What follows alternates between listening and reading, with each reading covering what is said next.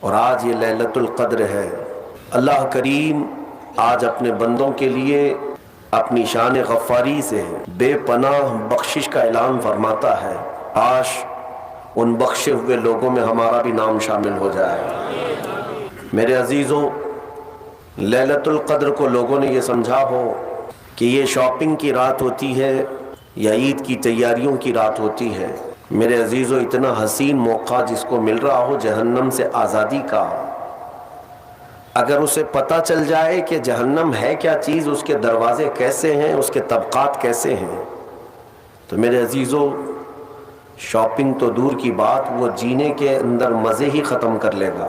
آپ شکر بجا لائیں اللہ رب العزت کا کہ آج کی اس رات مولا تو نے ہمیں بے حیائی اور خرافات سے بچا کر اپنے اور اپنے محبوب کے ذکر جمیل میں لگایا۔ حدیث پاک میں میرے آقا صلی اللہ علیہ وسلم فرماتے ہیں، جب رب تبارک و تعالی کسی بندے کے ساتھ بھلائی کا ارادہ فرماتا ہے تو اسے دین کی طرف دعوت دیتا ہے۔ عزیزان گرامی، آج توبہ کی بھی رات ہے، یہ توبہ کی رات ہے۔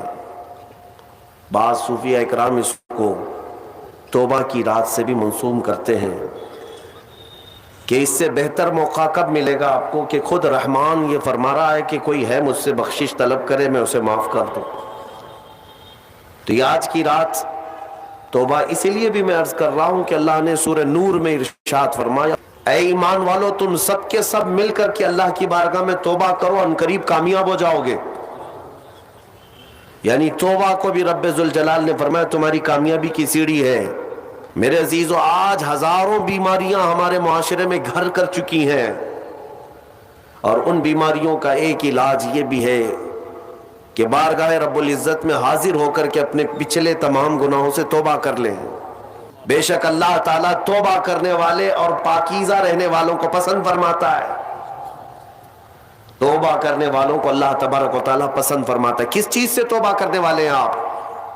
کسی کو اگر ایسا لگتا ہے میرے کیا گناہ ہے، میرے عزیزوں اس قدر بوجھ ہے کہ آپ اندازہ بھی نہیں کر سکتے ہیں۔ آج کی رات کسی کو غرور اور گھمنڈ بھی نہ آئے کہ میں نے رمضان کی پوری تراویح پڑھ لی ہے، پورے روزے رکھ لیے، میرا کیا ہے۔ حساب کتاب میں اگر ہم عدل کے ترازو پر تولے جائیں تو پتہ نہیں ایک ہی روزے میں پھنس جائیں۔ آج کی رات توبہ کرنا ہے اے نوجوانوں، لوٹ آؤ، تمہارا رب تمہارے انتظار میں۔ یہ حدیث پاک کے الفاظ میں آپ کے سامنے رکھتا ہوں۔ میرے آقا صلی اللہ تعالیٰ علیہ وسلم نے صحابہ سے پوچھا کہ اے میرے صحابہ بتاؤ، ایک شخص صحرا میں سفر کر رہا ہے۔ ہم دیکھیں افریقہ کے صحرا اور مصر کے صحرا کو 200 کلومیٹر 300 کلومیٹر تک ایک درخت بھی نہیں نظر آتا، چاروں طرف سے میدان، آسمان ایسا لگتا ہے کہ زمین سے لگا ہوا ہے، جس طرف بھی منہ کرو راستہ تو کچھ ہے نہیں، ریت میں چلنا ہے۔ تو صحرا کی موت بھی مشہور ہے تاریخ میں، اگر کوئی صحرا میں بھٹک جاتا تو پیاس کی شدت سے وہ صحرا میں مر جاتے، ہزاروں کی لاشیں وہاں ریت میں پڑی رہتی ہیں، راستہ بھٹک جاتے تھے، کیونکہ وہاں کوئی راستہ بنا ہوا ہے، ڈائریکشن پتہ ہی نہیں چلتا کدھر جانا ہے، جس طرف بھی جاؤ سیدھا ہی لگتا ہے۔ حضور نے مثالاً عرض کیا، ارشاد فرمایا مثال کے ساتھ، میرے آقا فرماتے ہیں وہ اپنی اونٹنی کے ساتھ اپنے ساز و سامان کے ساتھ صحرا میں سفر کر رہا تھا، بیچ میں راستے میں تھک گیا اور سونے کے لیے ایک جگہ بیٹھا، سویا تو سو کر جب بیدار ہوا تو دیکھا اس کی اونٹنی ساز و سامان سمیت غائب ہے، پورا اس کا توشہ دان، سارا ساز و سامان اور اونٹنی کے ساتھ غائب ہے۔ اب سفر کرے گا کیسے، صحرا میں جائے گا کدھر؟ اٹھنے کے بعد بہت تلاشا، اس کا اونٹ اسے نہیں ملا، نہ اس کا ساز و سامان، بھوک بھی شدت کی، پیاس بھی شدت کی۔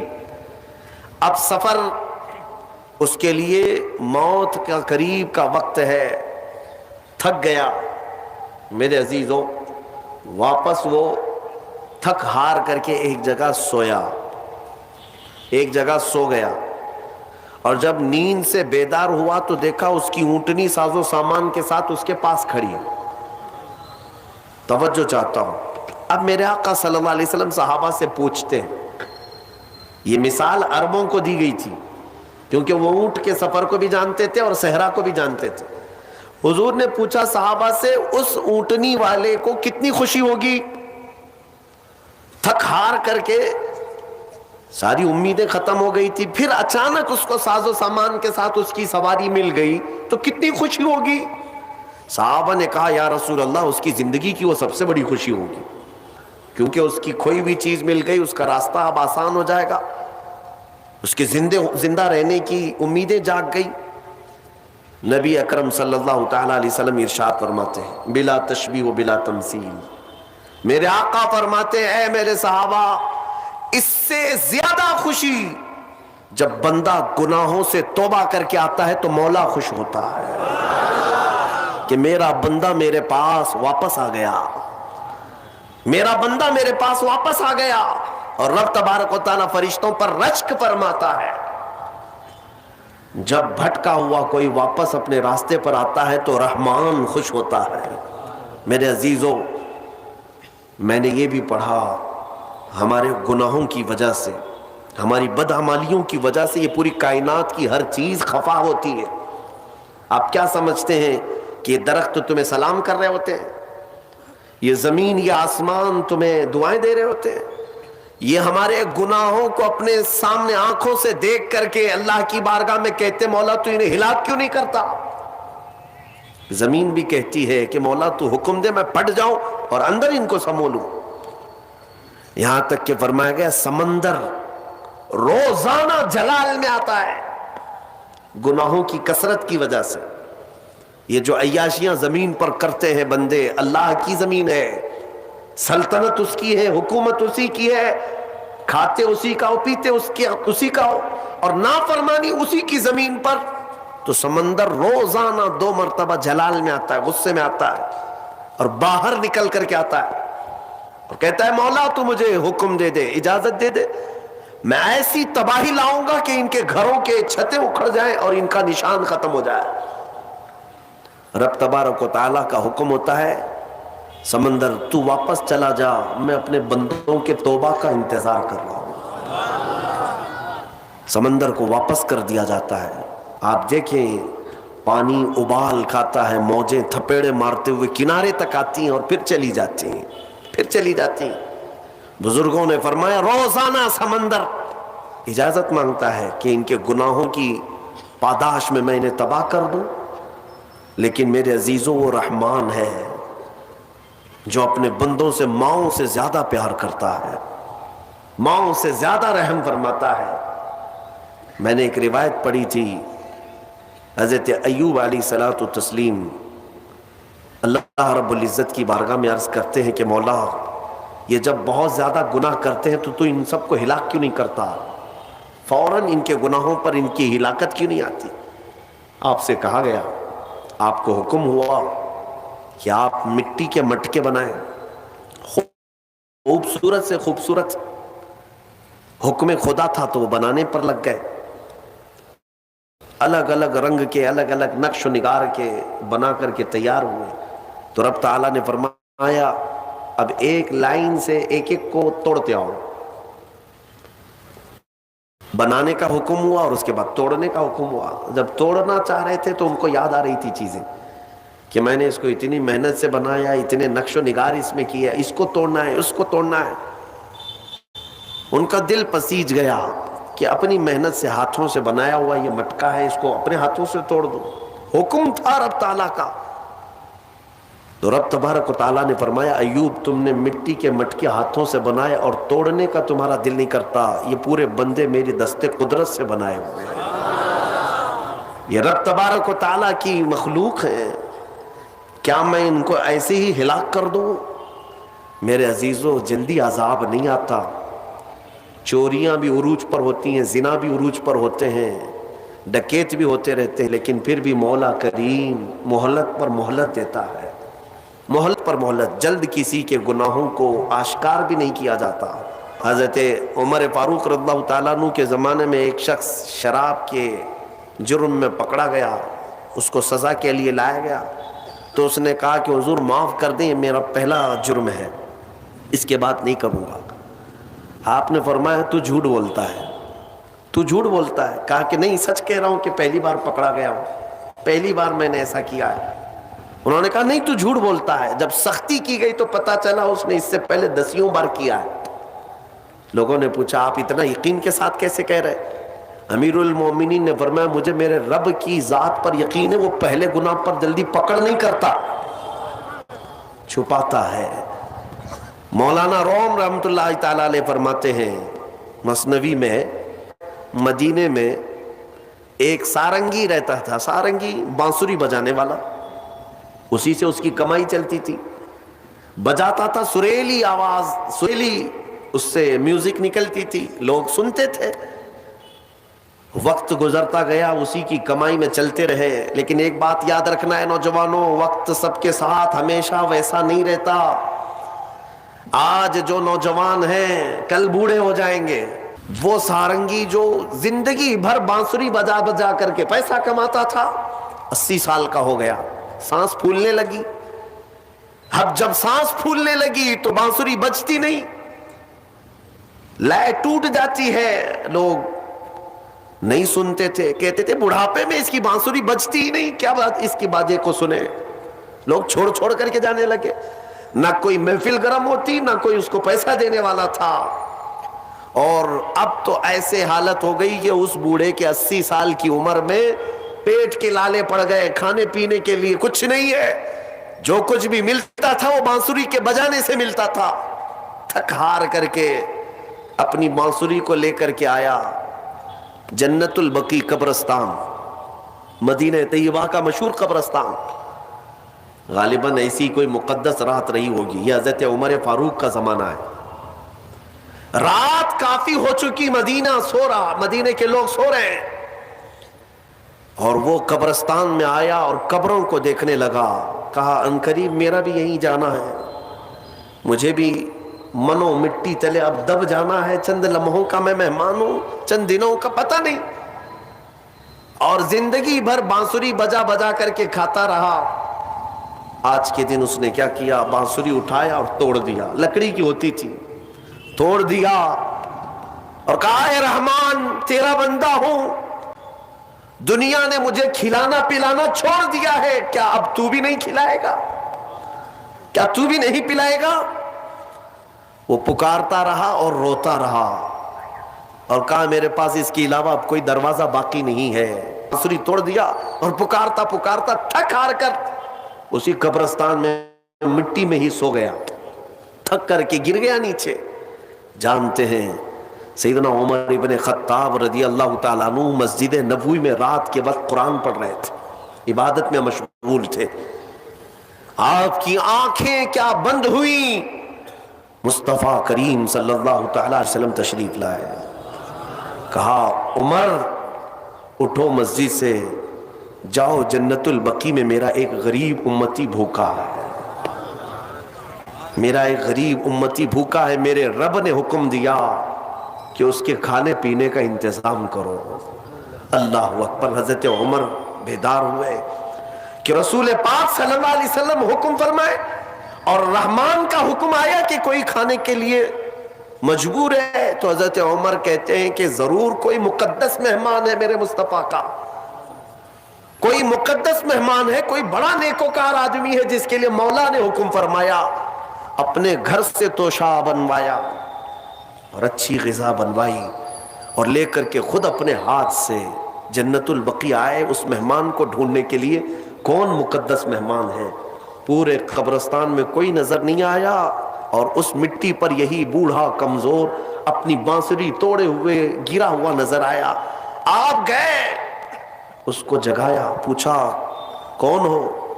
وہ جھجک کر کے اٹھ گیا اور سامنے امیر المومنین کو دیکھ کر ڈر گیا کہ کہیں میری سزا کا وقت نہ آ گیا ہو, کوڑے نہ مارے جائیں مجھے. اٹھ گیا. حضرت عمر نے کہا کیا تو ہی بھوکا آدمی ہے, کیا تو ہی پیاسا آدمی ہے؟ کہا ہاں امیر المومنین, بھوکا اور پیاسا تو میں ہوں. دسترخوان وہیں بچھایا, توشہ اس کے سامنے کھول دیا اور کہا لے کھا لے, تیرے کھانے کے لیے رحمان نے مجھے بھیجا ہے. مصطفیٰ کریم صلی اللہ علیہ وسلم کا حکم ہے.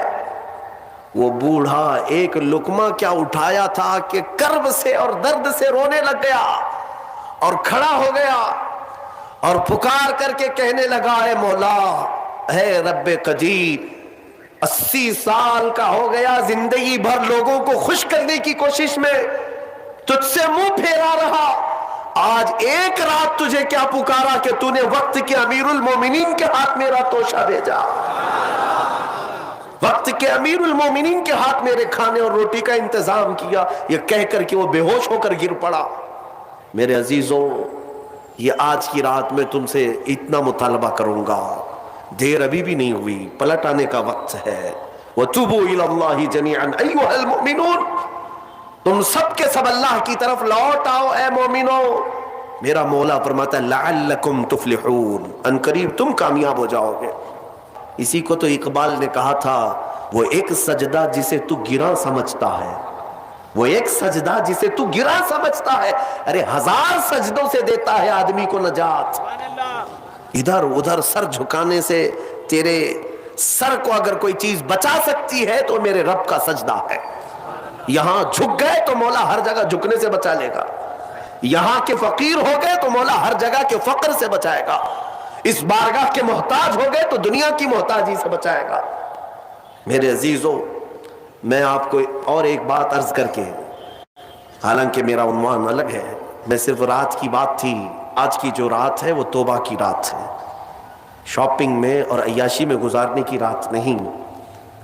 حبیب اجمی کا نام سنا ہوگا آپ نے، بغداد کے رہنے والے مشہور مالدار شخص، پیسہ بہت تھا لیکن معاملہ یہ تھا کہ سود پر پیسہ، سود کا کاروبار، لوگوں کو سود دینا، لوگوں سے سود لینا، یہ کاروبار چلتا تھا۔ مسلمانوں، اگر اپنے معاشرے میں سود کی بلا ہے تو فوراً توبہ کر لو۔ میرے آقا صلی اللہ علیہ وسلم کا فرمان عالی شان ہے، جس نے سود کا ایک لقمہ کھایا وہ گناہ اتنا بڑا ہے کہ جیسے کہ کعبے کے سامنے اس نے اپنی ماں سے زنا کیا۔ یہ بہت خطرناک چیز ہے، لوگ اس کو آج ہلکے میں لیتے ہیں۔ تو میں عرض یہ کر رہا تھا کہ حبیب اعظمی سود کا کاروبار کرتے رہے۔ ایک دن ایسا ہوا کہ اپنی بیوی سے گوشت لا کر دیا اور کہا کہ پکاؤ۔ بیوی نے کہا لکڑیاں نہیں ہیں۔ کہا کہ میں فلاں کے اوپر میرا سود آتا ہے، سود میں وہ لکڑیاں لے آؤں گا، سود میں لکڑیاں بھی، گھر کا آٹا بھی سود میں لا کر کے دیے۔ بیوی نیک تھی، سمجھاتی رہی۔ اس دن دعا کرتی ہے، مولا میرے شوہر، میرے سرتاج، میرے رفیق حیات کو ہدایت دے دے۔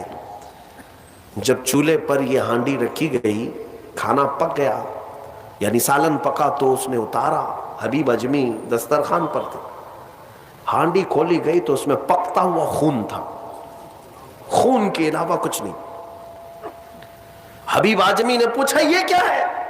بیوی نے کہا جب لوگوں کا مال سود میں لا کر کے دو گے تو اللہ تعالیٰ تمہیں دنیا میں ہی خون کھلا رہا ہے، آخرت میں کیا عذاب ہوگا۔ بات اثر کر گئی، بات اثر کر گئی دل پر، اور ڈر بھی گئے کہ اپنی آنکھوں سے دیکھا کہ پکتا ہوا گوشت خون بن چکا ہے۔ فوراً پورے جسم میں کپ کپی تاری ہو گئی، توبہ کیا، کھڑے ہو گئے، گھر سے باہر نکلے تو راستے سے جا رہے تھے، بچے جو کھیل رہے تھے، ایک بچے نے پکار کر کہا اے بچے ہٹو، یہ سود خور آ رہا ہے، اس کی چھاؤں کہیں ہم پر پڑ گئی تو ہم برے ہو جائیں گے۔ بچوں میں بھی یہ بات آ گئی تھی۔ حبیب اجمی کو آج دل پر بات لگی، میرا رب کسی کے لیے ہدایت دیتا ہے تو کچھ ذریعے بنا دیتا ہے۔ حبیب اجمی اب رونے لگ گئے کہ میں اس قدر خستہ ہوں، اس قدر بدنام ہوں کہ بچے میری چھاؤں سے بھاگ رہے ہیں۔ اب سوچا کہ اب میں سود نہیں لوں گا اور نہ ہی اس کاروبار میں، سب کو چھوڑ دیا۔ لیکن اب مسئلہ یہ تھا کہ بچپن شروع سے کوئی کام کرنے کی عادت نہیں تھی، پیسہ دینا ہے، مارکیٹ میں گھما کر کے بڑا کر کے لانا ہے، کام کرنے کی عادت نہیں تھی، فن نہیں تھا، ہنر معلوم نہیں تھا، اب کمائیں تو کیسے کمائیں۔ سوچا کہ اب اس چیز کو چھوڑ دیا ہوں، تو بیوی سے آ کر کے کہا میری رفیق حیات، میں نے توبہ کر لیا ہے، میں نے توبہ کر لیا، آج کے بعد سے یہ سود کی طرف میں ہاتھ بھی نہیں بڑھاؤں گا۔ بیوی سجدہ شکر ادا کرتی اور کہتی ہے میرے رفیق، اے میرے زندگی کے ساتھی، اب فکر مت کرنا، میں تم سے کسی چیز کا مطالبہ نہیں کروں گی، آدھی روٹی بھی لاؤ میں صبر کروں گی، آدھی روٹی بھی آئی تو میں صبر کروں گی، اس لیے کہ آپ حلال رزق کی طرف جا رہے ہیں۔ کاش ہماری عورتیں ایسی ہوں جو اپنے شوہر کو سیدھے راستے پر لانے کا سبب بن سکے، ورنہ بہت ساری عورتوں کے مطالبات کی وجہ سے مرد حرام کاریوں میں پڑ گئے۔ تنخواہ تھوڑی سی ہے، عورت کے مطالبے زیادہ ہیں، اس کے مطالبے پورے کر نہیں پا رہا ہے تو حرام کاریوں میں مصروف۔ بہت سارے مردوں کے بگڑنے کی وجہ ان کی عورتیں بنی ہیں، اور جب پورا نہیں کر پاتے اور پیسہ بھی نہیں مل پاتا تو پھر نشے کی عادت لگ جاتی ہے، ٹینشن سے مکتی چاہیے۔ جو روز عورت مجھے گھر پہ جاتی پریشان کرتی ہے، میرے عزیزوں، وہ حبیب اجمی کی خاتون نے ان کو دلاسا دیا کہ جاؤ آپ نوکری کرو۔ نوکری کہاں کرتے، اب تک کرنے کی عادت نہیں تھی، عمر ہو گئی تھی۔ سیدھے گئے، ایک دیہات چھوٹا گاؤں تھا، اس گاؤں کی ایک مسجد تھی، مسجد کے اندر جا کر بیٹھ گئے، دن بھر بیٹھے رہے، نمازیں پوری پڑھ لی، عشاء کا وقت ہو گیا، نماز پڑھ کر کے اللہ کی بارگاہ میں رونے لگے، مولا کام کا آدمی نہیں ہو، اب تک کیا نہیں، اب میں اپنے گھر کیسے چلاؤں، تو میرے لیے کوئی انتظام فرما۔ رات کے وقت آئے، بیوی نے پوچھا کوئی نوکری ملی؟ کہاں مل گئی ہے، نوکری مل گئی ہے، بہت ہی اچھی جگہ پر ایک بادشاہ ہے، اس کے ہاں خدمت پر میں لگ گیا۔ کہا بہت اچھی بات ہے۔ دوسرے دن پھر گئے، اسی مسجد میں بیٹھے رہے، رات کو آئے، بیوی نے پوچھا کچھ اجرت ملی آج؟ جس بادشاہ کے ہاں کام کر رہے ہو تمہاری نوکری پر کچھ تنخواہ ملی؟ کہا نہیں، بادشاہ نے کہا ہے کل دے دوں گا۔ اپنی بیوی کو ٹال رہے تھے، اپنی بیوی کو ٹالنے کے لیے بول دیا ایسی کہ نوکری کر رہا ہوں، کہا کہ کل دینے کا وعدہ کیا ہے۔ پھر تیسرا دن آیا، تیسرے دن بھی وہ اسی مسجد میں رات گزار کر آئے، بیوی نے پھر پوچھا کچھ اجرت ملی؟ کہا نہیں آج بھی نہیں دیا، بادشاہ نے کہا کل دے دوں گا۔ چوتھا دن آیا، چوتھا دن بھی مسجد میں گزار کر آئے، حالانکہ بیوی نے صبر کا دامن ایسا پکڑی رہی اور کہنے لگی مجھے کوئی جلد بازی نہیں ہے، جب آئے گا تب کھائیں گے۔ 4 دن ہو گئے، آج پھر رات کو بیوی نے پوچھا کچھ تنخواہ ملی، گھر کیسے چلے گا، 4 دن سے چولہا نہیں جلا گھر پہ۔ کہا آج بھی بادشاہ نے نہیں دیا، کہا کل دوں گا، روز کل روز کل۔ 5 دن گزر گئے، اس کے بعد وہ 5ویں دن ایسی ان کی کیفیت تھی کہ اب رات جب بہت زیادہ ہو گئی تو گھر کی طرف پلٹ رہے تھے، پاؤں بوجھل ہو گئے۔ پھر بیوی پوچھے گی آج تنخواہ ملی؟ روز جھوٹ بول رہا ہوں، روز جھوٹ بول رہا ہوں، مجھے کون تنخواہ دے گا؟ آج کیا بولوں اپنی بیوی کو، اپنی شریک حیات کو؟ جب وہ واپس پلٹے تو آج رات کو اپنے گھر کے باہر ہی دیکھتے گھر میں خوب اجالا ہے، گھر میں روشنی ہے، گھر کی طرف آگے بڑھتے بڑھتے آئے، میری بیوی سوئی نہیں، انتظار میں ہوگی، پوچھے گی کیا اجرت ملی، تنخواہ ملی؟ لیکن جیسے ہی گھر کے اندر گئے، بڑا سا دسترخوان بچھا ہے، ہر قسم کے کھانے لگے ہوئے ہیں۔ حیرت میں آگے، 5 دن کے کمانے کا کوئی ذریعہ نہیں، میری بیوی کے پاس بھی اتنا مال نہیں، یہ کہاں سے آیا دسترخوان؟ بیوی کو جلال میں پوچھنے لگے یہ دسترخوان کہاں سے آیا، یہ کھانا کیسے آیا؟ بیوی کہتی ہے کیا مذاق کرتے ہیں آپ، کیا مذاق کرتے ہیں آپ جس بادشاہ کے ہاں کام کرتے ہیں وہاں کا ایک سپاہی آیا تھا، وہی دسترخوان لے کر آیا اور سارا کھانا اسی نے دیا ہے، اور یہ مجھے کہہ کر گیا ہے اے خاتون تیرا شوہر رات میں آئے تو اسے کہہ دینا یہ تو 5 دن کی اجرت ہے، اور محنت کرے گا اور اجرت دی جائے گی۔ حبیب اجمی غش کھا کر گر پڑے، بیوی نے اٹھایا، پوچھا کیا بات ہے، کیوں غش کھا کر گر پڑے؟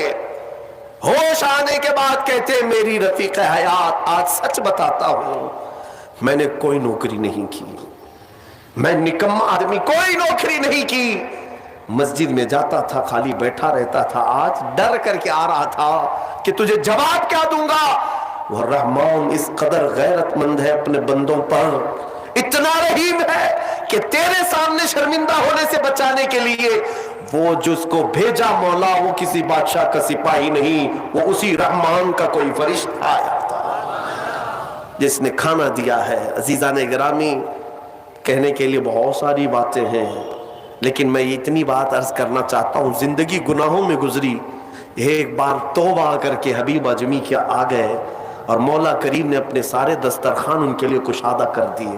اس کے بعد جانتے ہیں حبیب اجمی اسی دسترخوان سے اٹھ کر کے جو چلے گئے، ایسی عبادات، ایسے مجاہدات کیے، اللہ اکبر، اس مقام عظما پر فائز ہو گئے تھے کہ جس مقام کی غوث اعظم عبد القادر جیلانی بھی تعظیم کیا کرتے تھے رضی اللہ تعالیٰ عنہ۔ میرے عزیز و حبیب اعظمی اللہ کی بارگاہ میں وہ مقبول تھے کہ حضرت فضیل بن عیاض ایک دن ان کے پیچھے مغرب کی نماز پڑھنے کے لیے آئے۔ حضرت حبیب اعظمی کی زبان میں تھوڑی لکنت تھی، تو قرات میں ان کی لکنت سمجھ میں آ رہی تھی، تو فضیل بن عیاض پیچھے سے نماز توڑ کے چلے گئے، اس کے پیچھے میں کیسے نماز پڑھوں؟ فضیل بن عیاض بہت پائے کے ولی ہیں، کہتے ہیں میں گیا تو 3 دن تک میری عبادت کا ذوق ختم ہو، لطف ہی ختم ہو گیا۔ میں بارگاہ مولا میں رونے لگا کہ مولا مجھ سے کیا خطا ہوئی۔ رات کے وقت مجھے غیب سے ندائی کہ فضیل تو نے میرے محبوب حبیب کی صرف زبان دیکھا، اس کے دل کی پاکی کو نہیں دیکھا۔ وہ اللہ کی بارگاہ کا مقبول ہے، جب چھوڑ دیتا ہے پچھلی چیزیں وہ رحمان اتنا محبوب بناتا ہے، اتنا محبوب۔ میں نے ابھی ایک چیز پڑھی تھی، بغداد میں ایک شخص تھا، بڑے پیسے والا تھا، اور ہر گناہ عادت تھی اس کی۔ پیسے والوں کی اکثر یہ چونچلے ہوتے ہیں کہ وہ سوچتے ہیں کہ عیاشی میں کہاں میں پیسے لگاؤں۔ شراب پیتا تھا، خوب عیش، جوا میں پیسے لگتے تھے، روز نئی عورتوں کے ساتھ اس کی صحبتیں، یہ اس کا مزاج تھا تو مسلمان، پیسہ زیادہ ہونے کی وجہ سے ایک غلط سنگت میں غلط عادتوں کا مالک۔ اس شخص کی عادت یہ تھی کہ روز ایک نیا گناہ کرتا تھا اور ڈائری بنایا ہوا تھا، اس میں سب لکھ بھی دیا کرتا تھا، آج میں نے اتنے پیسے کا جوا کھیلا، آج میں یہ فلاں شراب پی ہے، آج میں نے ان لڑکیوں سے زنا کیا ہے، آج میں فلاں جگہ یہ کیا، سب جو کرتوت ہوتے تھے سب ڈائری میں لکھتا تھا، اتنی بڑی ڈائری بھی بن گئی۔ ایک دن ایسا ہوا کہ گزر رہا تھا بازار سے، ایک خاتون کو دیکھا جو حسین تھی اور مجبور نظر آ رہی تھی، اس کے پاس گیا، کہا کیا چیز ہے؟ اس نے کہا مجھے مال کی ضرورت ہے۔ اس نے کہا چل میرے گھر، میری خواہش پوری کر، میں تجھے جتنا چاہیے وہ دے دیتا ہوں۔ وہ عورت چلی آئی ساتھ میں، وہ عورت آ گئی۔ جب یہ نوجوان جو بغداد کا بڑا پیسے والا مالدار رات کے وقت اپنے بستر پر آیا اور اس خاتون کو کہا کہ آجا ہم دونوں تنہا ہیں، وہ عورت رات کے وقت سو تو گئی لیکن اس کا پورا جسم پیلا پڑ گیا، اس کا چہرہ پیلا اور ہاتھ پیر کانپنے لگ گئے۔ یہ نوجوان اٹھ کر کھڑا ہوا، کہا کہ ڈر رہی ہے تو کسی بات سے؟ تیرے جسم کی یہ زردی کس بات کی؟ وہ خاتون کہتی ہے نہیں کوئی بات نہیں۔ پھر اس نے کہا ڈر مت، اس محل میں کوئی نہیں آئے گا میری اجازت کے بغیر، یہ سب پوری میری پراپرٹی ہے، یہ میری شہنشاہیت ہے یہاں پر۔ اس خاتون نے کہا ہاں یہ تو میں دیکھ رہی ہوں، لیکن مجھے ڈر اس بات کا ہے کہ وہ رحمان مجھے دیکھ رہا ہے، اس کے سامنے میں کیسے ننگی ہو جاؤں؟ میں نے آج تک یہ گناہ نہیں کیے، میں پیشہ ور عورت نہیں ہوں۔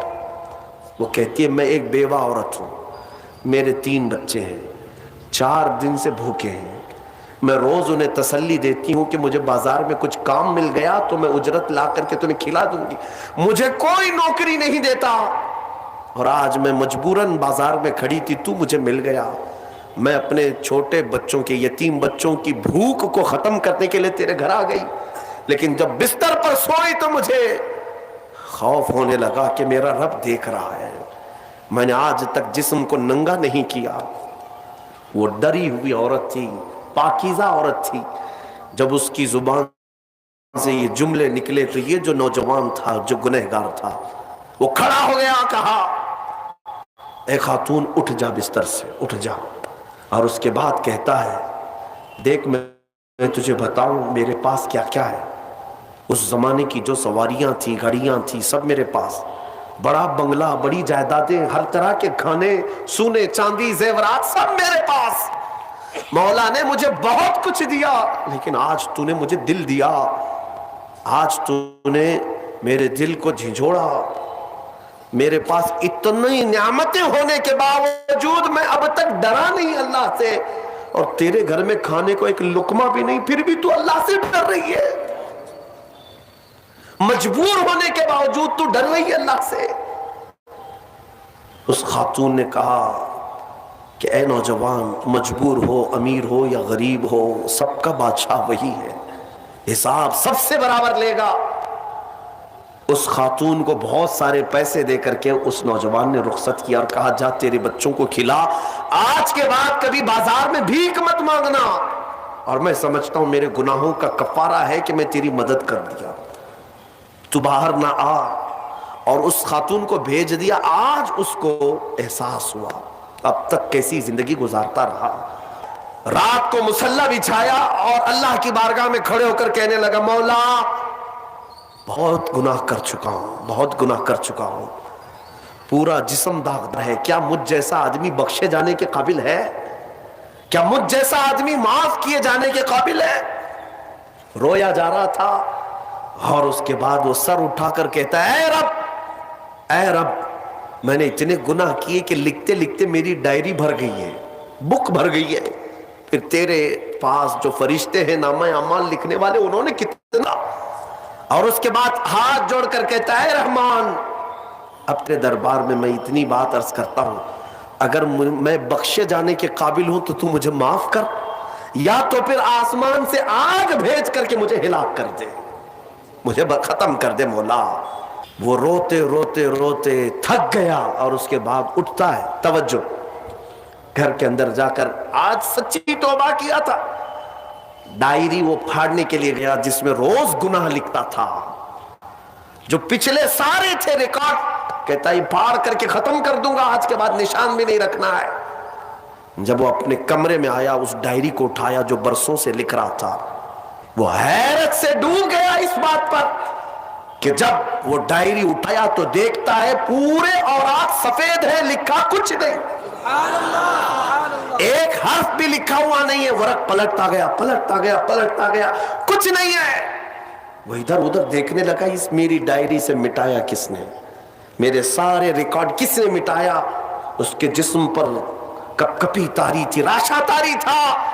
رات کا وقت تھا، غیب سے ندائی، اے بندے جب کوئی پوری دنیا کو میرے لیے ترک کرتا ہے تو میں اس کے گناہوں کو بھی مٹا دیا کرتا ہوں. جب زندگی میں لکھی ہوئی ڈائریاں مٹ جاتی ہیں تو میرے مولا کو یہ اعمال نامے سے مٹانے میں دیر نہیں لگے گی. یمحو اللہ ما یشاء، اللہ جس سے چاہتا ہے وہ ساری چیزیں مٹا دیتا ہے. میرے عزیزو، یہ لیلۃ القدر کی اہم ضروری بات تھی جو میں نے تمہارے سامنے رکھا. آج توبہ کی رات ہے، توبہ کی رات ہے. پلٹ آؤ. تم تو رمضان میں باہر گھوم رہے ہو، رمضان کی رونقیں دیکھ رہے ہو، رمضان کی بہاریں دیکھ رہے ہو. امت مصطفیٰ کے ہزاروں نوجوان آج جیل کی سلاخوں کے پیچھے ہیں. ہمارے کئی علماء بھی اندر بیٹھے ہوئے ہیں. کبھی کبھار ان کی یاد آتی ہے تو ہمارے لقمے کڑوے لگنے لگتے ہیں، پھیکا لگتا ہے کھانا کہ ہمارے بھائی بے قصور جیلوں میں بند ہیں.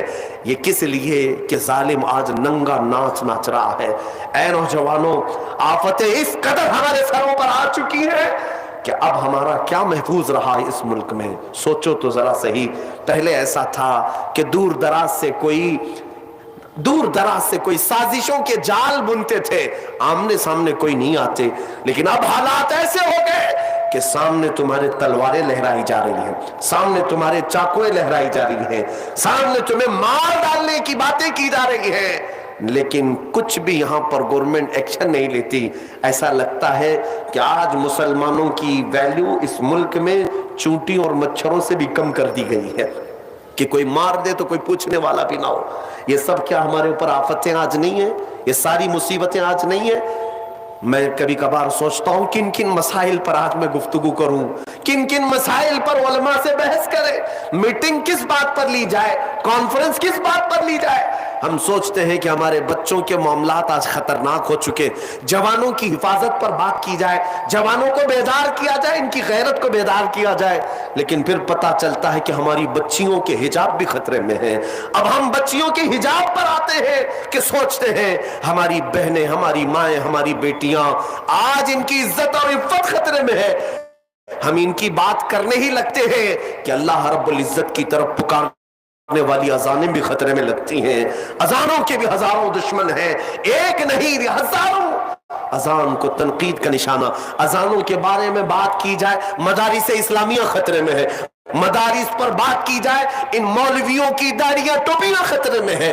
اگر ان کی بات کی جائے، کن کن مسائل پر میں آج بات کروں اے جوانوں، یہ سب باتیں کی جائیں ایک طرف، لیکن تم کیا نہیں دیکھتے روز صبح اٹھتے ہیں میرے مصطفیٰ کو اس ملک سے ایک نئی گالی دی جاتی ہے، میرے مصطفیٰ کو اہانت کا نشانہ بنایا جاتا ہے، میرے آقا صلی اللہ تعالیٰ علیہ وسلم کو گندی گالیاں دی جاتی ہیں۔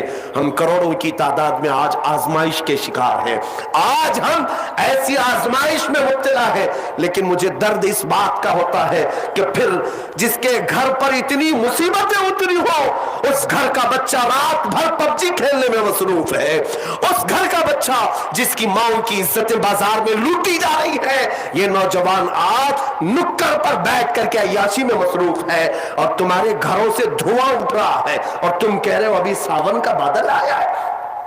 تم سمجھ رہے ہو کہ ساون ہے؟ ہمارے گھر آج پھونک دیے جانے والے ہیں، بچوں کی زندگیاں خطرے میں، بچیوں کا حجاب خطرے میں، ہماری ماؤں کی چادریں خطرے میں، ہماری مسجدوں سے برسوں سے گونجنے والی اذانیں آج خطرے میں۔ بلکہ کبھی کبھار ہم راستے سے گزرتے ہیں، میں حسرت سے ان میناروں کو دیکھتا ہوں جو مسجدوں کے ہیں، وہ مینار پکار رہے ہیں اے جوان آجا، اگر تو آج نہیں آیا تو کل انہیں بھی گرا دیا جائے گا، انہیں بھی زمین بوس کر دیا جائے گا۔ کیا تم نہیں دیکھتے ان اونچے اونچے میناروں پر جو عظمت اسلام بلند کر رہے ہیں، یہ مسجدوں کے مینارے شو کے لیے نہیں لگائے جاتے، اسلام کی شان و شوکت بلند کر رہے ہوتے ہیں، لیکن ان میناروں پر آج جس طرح کے بھگوے جھنڈے لہرا کر تمہاری غیرت کو جھنجھوڑا جا رہا ہے۔ اے نوجوانوں، کیا یہ سونے کا وقت ہے؟ کیا یہ عیاشی کا وقت ہے؟ کیا یہ عورتوں کے حسن میں دام فریب میں پھنسنے کا وقت ہے؟ کیا یہ پورے موبائل انٹرنیٹ پر اپنی جوانی کو برباد کرنے کا وقت ہے؟ نہیں ہے نوجوانوں، تمہیں جواب دینا ہوگا۔ میرے مصطفیٰ کریم کی غیرت مند امت ہو تم، کل قیامت کے دن اگر تم سے پکڑ کر وہ بچیاں پوچھے کہ ہمارے حجاب چھینے جا رہے تھے، ہمارے دوپٹے خطرے میں تھے، اے جوان تجھے اللہ نے طاقت دی تھی، تجھے جوانی دی تھی، کیا تو اپنی بہن کی عزت کے لیے آواز تک نہیں اٹھا سکتا تھا؟ اس وقت تمہارے پاس جواب کیا ہوگا؟ اے غیرت مند جوانوں، اٹھو نہیں تیرا نشیمن قصر سلطانی کے گنبد پر، تو شاہین ہے بسیرا کر پہاڑوں کی چٹانوں میں۔ اقبال نے بہت پہلے کہا تھا، نہ سنبھلو گے تو مٹ جاؤ گے اے ہندی مسلمانوں، تمہاری داستان تک نہ ہوگی داستانوں میں۔ آج پلٹ آنے کا دن ہے، آج واپس آنے کا دن ہے۔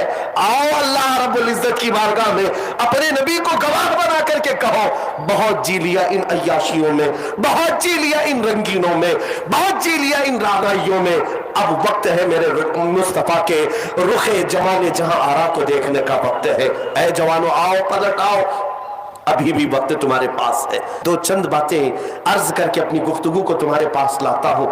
تم آج بجلیاں گرے، ابر چھا جائے، آسمان سے طوفان برس پڑے، تب بھی تمہارے کان نہیں اٹھتے۔ صحابہ کا حال تو ایسا تھا، صحابہ کا حال، حضرت سعد بن معاذ، حضرت سعد بن معاذ مدینے کے صحابی ہیں، بہت پہلے ایمان لائے تھے، ابھی حضور ہجرت بھی نہیں کیے تھے، مدینے سے مکہ آ کر میرے آقا کے ہاتھ پر ہاتھ دے کر بیعت بھی کیے تھے اور ایمان بھی لائے تھے، مدینے چلے گئے واپس، لوگوں میں ایمان کی دولت بانٹ رہے تھے، اسلام پھیلا رہے تھے، لیکن وہ وقت بھی آیا جب مکہ کے ظالموں نے میرے آقا صلی اللہ علیہ وسلم کا سوشل بائیکاٹ کیا تھا، ایسا بائیکاٹ کیا تھا کہ حضور پاک کے پورے خاندان کو شعب ابی طالب، ایک گھاٹی ہے پہاڑیوں کے بیچ میں رہنا پڑا۔ کتنے دن؟ 2-3 دن نہیں، میرے مصطفیٰ نے 3 سال گزارے، 3 سال۔ مکہ والوں نے ایسا بائیکاٹ کیا تھا کہ کوئی ان سے ملنے نہیں آتا، کوئی خرید و فروخت نہیں، کوئی سامان نہیں دیتا، مسافت تک نہیں کرتا، سلام بھی نہیں کرتا۔ کوئی ملاقات نہیں. ان ایام میں میرے آقا صلی اللہ تعالی علیہ وسلم پر ایسے دن آئے کہ آپ نے درختوں کے پتے کھائے, کئی دن تک پتوں پر گزارا کیا, اور سوکھے چمڑے کو پانی میں ابال کر کے کھایا کرتے تھے. سوکھا چمڑا, اس کے علاوہ کچھ میسر نہیں. مکہ والوں نے اتنی اذیتیں دی ہیں میرے مصطفیٰ, لیکن میں آپ کو کیا کہہ رہا ہوں سنو. وہ رحمت للعالمین تھے, ہر چیز کے تحمل رکھتے تھے. سعد بن معاذ کی بات میں کر رہا ہوں, مدینے میں رہتے تھے. مدینہ خوشحال تھا, کھجوروں کے باغات کے جھنڈ ہیں, وہاں کبھی بھوک اور پیاس نہیں آتی. مدینے میں خوشحال تھے. سعد بن معاذ اچانک مدینے میں رہ کر کے چمڑے لائے اور ابال کر کھانے لگے. جن کے گھر میں خوب دولت کا ذخیرہ ہے وہ چمڑے کھانے لگے, اور کھجوروں کی بجائے پتے توڑ کر کھانے لگے اور روتے رہتے تھے.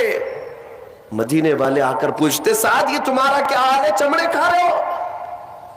کہتے کہ میری غیرت گوارا نہیں کرتی کہ میرے مصطفیٰ مکہ میں پتے کھا رہے ہوں اور میں کھجورے کھاؤں. میں مدینے میں رہ کر کے نرم غذائیں کھاؤں. سنا ہے مکہ والوں نے میرے آقا کا بائیکاٹ کیا ہے اور کھانا تک پہنچنے نہیں دیتے. اس لیے جب تک میرے مصطفیٰ کریم صلی اللہ علیہ وسلم ان پتوں پر گزارا فرما رہے ہیں, میں بھی کوئی نرم غذا نہیں کھاؤں گا. وہ 400 کلومیٹر دور رہ کر کے بھی نبی آخر الزمان صلی اللہ علیہ وسلم کی محبت میں دنیا کی لذتیں چھوڑ دی.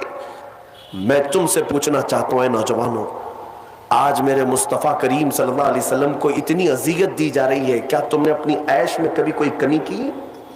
کیا اپنی زندگی کے شب و روز کو بدلا؟ وہ مصطفیٰ کریم صلی اللہ تعالی علیہ وسلم کو جس طرح سے آج پوری دنیا ٹارگٹ بنا رہی ہے, نشانہ بنا رہی ہے, کبھی کبھار مجھے اس قدر کوفت ہوتی ہے دل پر کہ میرے ماں باپ کو, ہمارے ماں باپ کو کسی نے اتنی گالیاں نہیں دیں, اور ہمارے کان ہیں کہ میرے مصطفیٰ کریم کے متعلق کیا کیا سن رہے ہیں. آج ہزاروں پوسٹیں کی جاتی ہیں. مجھے آج میں کھل کر کے کہتا ہوں, نہ یہ ڈپارٹمنٹ سے, نہ حکومت سے, نہ عہدیداروں سے کوئی امید نہیں. یہ کیا انصاف کریں گے؟ یہ سب اسی تھال کے چٹے بٹے ہیں, ان کی سب مرضی اور منشا سے ہوتا ہے. یہ میرے آقا کو پورا ملک جب نشانہ بناتا ہے, ان پاکھنڈیوں کو یہ کھلا چھوڑے رہتے ہیں, آزاد گھومتے رہتے ہیں. سب اسی تھال کے چٹے بٹے. میں ان سے کوئی ایک پیسے کی امید نہیں رکھ رہا ہوں. کون سی حکومتیں آج انصاف کر رہی, سب ایک طرفہ کیا جا رہا ہے. میرے عزیزوں, اس امت کو میں یہی کہنا چاہوں گا, اب تم لوگوں کے ان دیے ہوئے لالی پاپ کے انتظار میں مت رہو جو کھلونا دے کر تمہیں سلا دیا کرتے ہیں. سیاسی نیتا بڑے بڑے بھاشن کر کے تمہیں بزدل بنا کر چلے جاتے ہیں. کچھ نہیں ہونا ہے, سب ہو جائے گا. اب جو ہوگا وہ تمہارے بازوؤں کی قوت سے اللہ رب العزت کی مدد آئے گی. ہاں, گھر میں بیٹھ کر کے صرف دعا کرنے سے نہیں, تم اپنی زندگی میں تبدیلی لاؤ, چینج ہو جاؤ. میں کس بات کی طرف اشارہ کر رہا ہوں, توجہ سے سنو. جب تمہاری زندگی بدل جائے کہ میرا جینا مرنا سب نبی کے لیے ہے, پھر دیکھنا کہ میرا رب تبارک و تعالیٰ اپنے وعدے پر پکا ہے. قرآن میں کہتا ہے وَكَانَ حَقًّا عَلَيْنَا نَصْرُ الْمُؤْمِنِينَ, ہم نے اپنے اوپر لازم کر لیا ہے کہ مدد کریں گے تو ایمان والوں کی. اللہ رب العزت نبی کے غلاموں کی مدد اتارے گا. ہاں, ایک وقت وہ تھا کہ تم جس طرف سے گزرتے تھے شجر و حجر سلام کرتے. ہاں, تمہیں پتا ہے سمندر راستہ دے دیا کرتے. افریقہ کے جنگل کے درندے نبی کے غلاموں کے تلوے چھانٹتے تھے کہ مصطفیٰ کا غلام آیا ہے مدینے سے. اور کہاں آج ہماری حالت یہ ہے, آج ہماری حالت یہ ہے کہ لوگوں کی ٹھوکروں پر تمہاری عبادت گاہیں آج خطرے میں. مینار, مسجد, منبر, محراب سب اب داؤ پر لگے ہیں. بلکہ آج میرا یہ جملہ سن کر کے جاؤ, یہ کہ بعد دیگرے ظلم بڑھتا جائے گا, ظلم بڑھتا جائے گا. کیوں؟ ان سب کے ذمہ دار کون لوگ ہیں؟ امام حسین کی ایک بات یاد آتی ہے, انہوں نے فرمایا تھا کہ ظالم وہی نہیں جو تلوار اٹھا کر گردن مارتا ہے, بلکہ ظالم وہ ہے جو ظلم کو دیکھ کر خاموش رہتا ہے.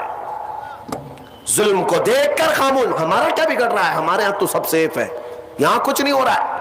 ارے وہ گجرات میں ہو رہا ہے, ارے وہ ایم پی میں ہو رہا ہے, ارے وہ یو پی میں ہو رہا ہے, ارے وہ کشمیر میں ہو رہا ہے.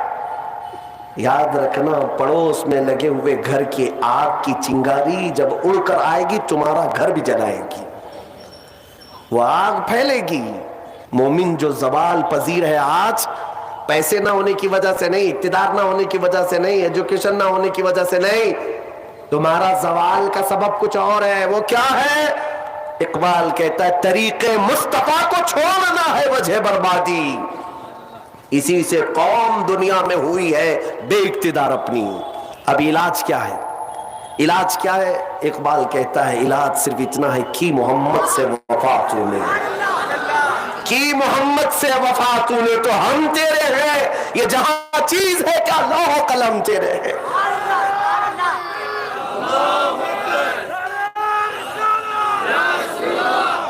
یہی ایک مین پوائنٹ ہے جس پر واپس آنا ہے. نوجوانوں سے آج میں کہوں گا, آج کے بعد رات کو اب گھر جاؤ گے یہ طے کر لینا دنیا کے لیے بہت جیا ہے, اب مدینے کے والے کے لیے جینے کا وقت آ گیا ہے. میں دوستوں کے لیے بہت چیزیں قربان کر چکا ہوں, اب گنبد خضرا کے لیے قربانی کا وقت آ چکا ہے. اس لیے کہ ہمارے ماضی میں ہمارے اسلاف یہی نعرہ لگاتے تھے, جو جان مانگو تو جان دے دے, جو مال مانگو تو مال دے دے, مگر یہ ہم سے کبھی نہ ہوگا نبی کا جاہو جلال دے دے. جب یہ جذبہ دوبارہ بیدار ہوگا, دوبارہ آئے گا کہ اب جیے گا نوجوان تو اپنے نبی کے لیے جیے گا. میرے مرشد گرامی حضور تاج الشریعہ بدر الطریقہ رحمت اللہ تعالی علیہ نے اپنے اخیر زمانے میں اس غیور امت کو بہترین میسج دیا تھا, بہترین میسج دیا تھا. اے جوان, کیا تو سمجھتا ہے تجھے جو جوانی ملی ہے بازاروں کے لیے یا ہماری لائف انجوائے کرنے کے لیے؟ نہیں نہیں, اس بریلی کے چمکتے ہوئے چراغ نے یہ کہا تھا زندگی یہ نہیں ہے کسی کی کسی کے لیے, زندگی ہے نبی کی نبی کے لیے. نہ سمجھ مرتے ہیں زندگی کے لیے, ارے جینا مرنا ہے سب کچھ نبی کے لیے. اور ان کے دادا مجدد وقت نے امام احمد رضا نے یہ کہا تھا دہن میں زبان تمہارے لیے, بدن میں ہے جان تمہارے لیے. یا رسول اللہ ہم آئے ہاں تمہارے لیے, اٹھے بھی وہاں تمہارے لیے. خلیل و نجی مسیح و صفی سبھی سے کہیں نہ بنی, یہ بے خبری کی خلق پھری کہاں سے کہاں تمہارے لیے. صبا وہ چلے کہ باغ پھلے, وہ پھول کھلے کہ دن ہو بھلے, لوا کے تلے سنا میں کھلے, رضا کی زبان تمہارے لیے.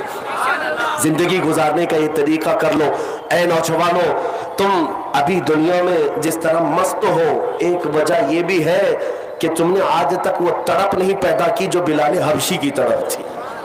آج تک وہ طرف تمہارے دل میں نہیں آئی. صدیق اکبر سے پوچھو آپ کی زندگی کا سب سے محبوب مشغلہ کیا ہے؟ دنیا میں اگر کوئی سب سے بہترین کام آپ کا ہے تو کیا ہے؟ نماز ہے, روزہ ہے, خیرات ہے, صدقہ ہے, غریبوں کی مدد کرنا, تیمارداری کرنا, بیماروں کی جنازہ اٹھانا, کیا ہے؟ صدیق اکبر کہتے ہیں میری زندگی کا سب سے بڑا مشغلہ, سب سے بڑی نیکی النظرۃ الی وجہ رسول اللہ. فرماتے ہیں رسول اللہ کے چہرے کو بار بار دیکھنا یہ میری زندگی کا مشغلہ.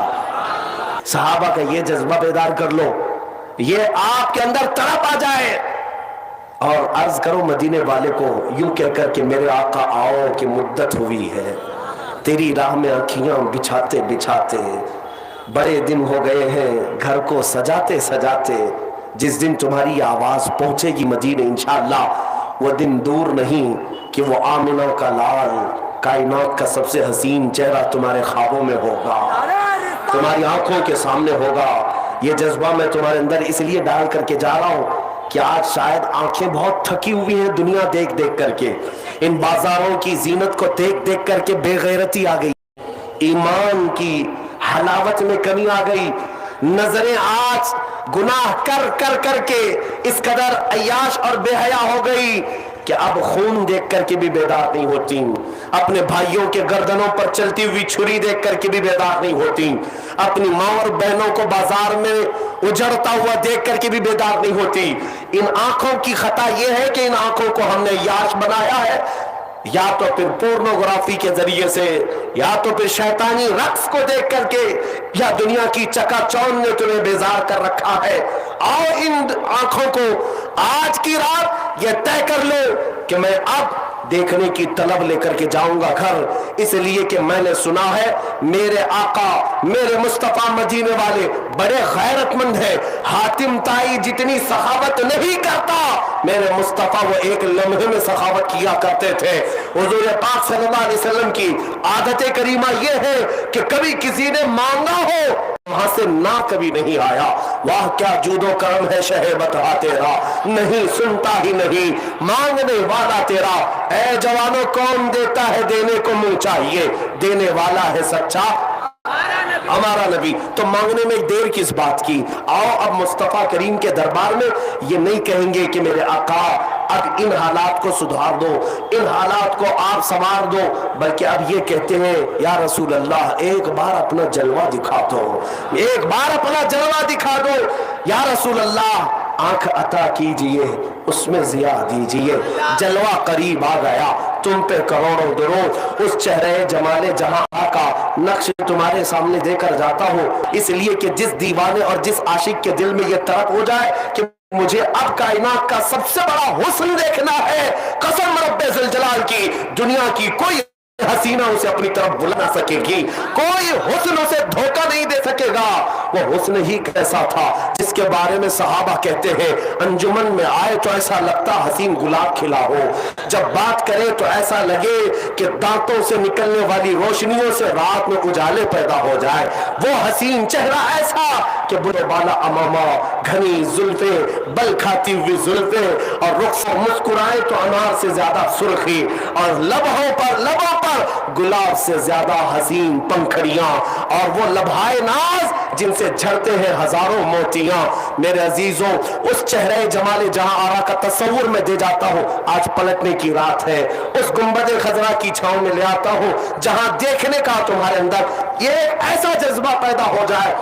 वो कैसा हुस्न था जिसको शायर कहता है चेहरा है कि अनवार दो आलम का सहीफा, माथा है कि वहदत की तजल्ली का वरक है, आरिज है कि वल फज्र की आयात के अमी है, आरिज है कि वल फज्र की आयात के अमी है, और गेसू है कि वल लैल के बिखरे हुए साए, और गेसू है कि वल लैल के बिखरे हुए साए, अबरू है कि कौसैन शबे कद्र खुले हैं, गर्दन है कि बरफर्क जमी औज सुरैया, लब सूरत याकूत शुआओं में धुले हैं, कद है कि नबुव्वत के खदो खाल का मेयार, बाजू है कि तौहीद की अजमत के अलम है, सीना है कि रमज़े दिल हस्ती का खजीना, पलके हैं कि अल्फाज रुखे लौहो कलम है, बातें हैं कि तूबा की चटकती हुई कलियां, लहजा है कि यज़दा की जुबान बोल रही है, खुतबे है कि सावन के उमड़ते हुए दरिया, किरत है कि असरारे जहां खोल रही है, ये दान शिराज़े शबनम के तराशे,